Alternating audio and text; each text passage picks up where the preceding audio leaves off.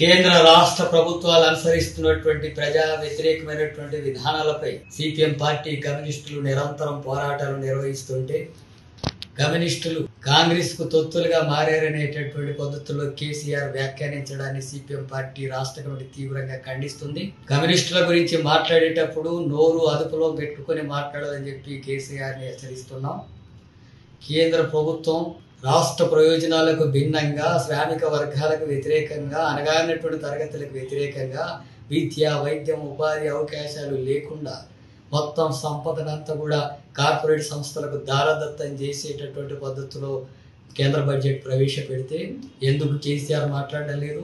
ఎందుకు బీఆర్ఎస్ ఆందోళన పోరాటాలు చేయడం లేదు? ఎందుకు పెద్ద ఎత్తున ప్రజా సమస్యల మీద కదిలించడం లేదు? ఆ రకంగా వ్యవహరించడం లేదంటే బీజేపీకి బీఆర్ఎస్ తొత్తుగా వ్యవహరిస్తున్నట్టేనా? మొన్న పార్లమెంట్ ఎన్నికల సందర్భంగా బీఆర్ఎస్ తన ఓట్లు తనకు వేసుకోకుండా అత్యధిక భాగం ఓట్లు బీజేపీకి పోయి బీజేపీ బలపడడానికి, సీట్లు పెరగడానికి సహకరించినటువంటి వైఖరి కేసీఆర్ తీసుకోవడం జరిగింది. అలాంటి వైఖరి వల్ల బీఆర్ఎస్ బీజేపీకి తొత్తుగా వ్యవహరిస్తున్నట్టే కదా. రాష్ట్ర ప్రయోజనాలకు భిన్నంగా వ్యవహరిస్తున్నా మాట్లాడకపోవడం, ఫామ్ హౌస్కి పరిమితం కావడం అంటే బీజేపీకి భయపడుతున్నాడా? మోడీకి భయపడుతున్నాడా? అలాంటి పోరాటాలకు సన్నద్ధం కావడం లేదా? ఆ విషయం మీద బీఆర్ఎస్ స్పష్టంగా ప్రకటించాలి. దేశంలో లౌకిక శక్తులంతా కూడా మతోన్మాదానికి వ్యతిరేకంగా పోరాడుతుంటే అందులో కలిసి రావడం లేదు. రాజ్యాంగ హక్కుల్ని నిర్వీర్యం చేస్తుంటే వాటి గురించి మాట్లాడడం లేదు. రిజర్వేషన్స్ నిరుపయోగంగా మారుస్తుంటే ఆ అంశాలు కేంద్ర ప్రభుత్వం మీద మాట్లాడడం లేదు. రాష్ట్రాల హక్కులు హరించి వేస్తుంటే ఆ విషయంలో ఒక ప్రధాన ప్రతిపక్షంగా ఉన్న పార్టీ, గతంలో అధికారంలో ఉన్నటువంటి పార్టీ నాయకుడిగా ఉన్నటువంటి కేసీఆర్ మాట్లాడడం లేదు.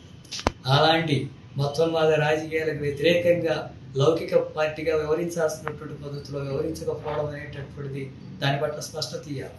అందుకే బీఆర్ఎస్ బీజేపీ పట్ల తన వైఖరి ఏంటో స్పష్టంగా ప్రకటించాల్సిన అవసరం ఉంది అని చెప్పి సిపిఎం పార్టీగా డిమాండ్ చేస్తున్నాం. రాష్ట్రంలో కూడా ప్రజా సమస్యలు పరిష్కరించడంలో ప్రభుత్వం విఫలమవుతుంది, ప్రజా వ్యతిరేకత పెరుగుతుంది, ఇచ్చిన హామీల అమలు జరిగే దాంట్లో వైఫల్యాలు కనబడుతున్నాయి. రేపు ప్రవేశపెట్టబోయే బడ్జెట్లోనైనా వాటిని పరిష్కరించాలని చెప్పి రాష్ట్ర ప్రభుత్వం మీద ఒత్తిడి చేస్తూ సిపిఎం పార్టీ, ప్రజా సంఘాలు ఆందోళన చేస్తున్నాయి. ఈ విషయం ఇంతటి పెద్ద సమస్యలు జరుగుతుంటే కేసీఆర్ మాత్రం ఒక ప్రధాన ప్రతిపక్ష పార్టీ నాయకుడై ఉండి ఆ ఫామ్ హౌస్కి పరిమితమై ఉన్నాడు, బయటికి రావడం లేదు. కేంద్ర ప్రభుత్వానికి వ్యతిరేకంగా మాట్లాడలేదు, రాష్ట్ర ప్రభుత్వం వ్యతిరేక పోరాటంలో కూడా పాల్గొనడం లేదు. ఈ రకమైనటువంటి అవకాశవాద రాజకీయాలు అనుసరిస్తున్నటువంటి కేసీఆర్ తన విధానాల్ని మార్చుకొని ప్రజా సమస్యల మీద పోరాటంలో పోరాడేందుకు సన్నద్ధం కావాలి. ముఖ్యంగా బీజేపీ మతోన్మాదానికి వ్యతిరేకంగా లౌకిక శక్తులతో కలిసి వచ్చేటటువంటి పోరాటాల పట్ల స్పష్టత ఇచ్చి పాల్గొనకపోతే బీఆర్ఎస్ మెల్లగా రాష్ట్రంలో అంతరించిపోయేటటువంటి పరిస్థితులు వస్తాయని చెప్పి కూడా హెచ్చరిస్తున్నారు.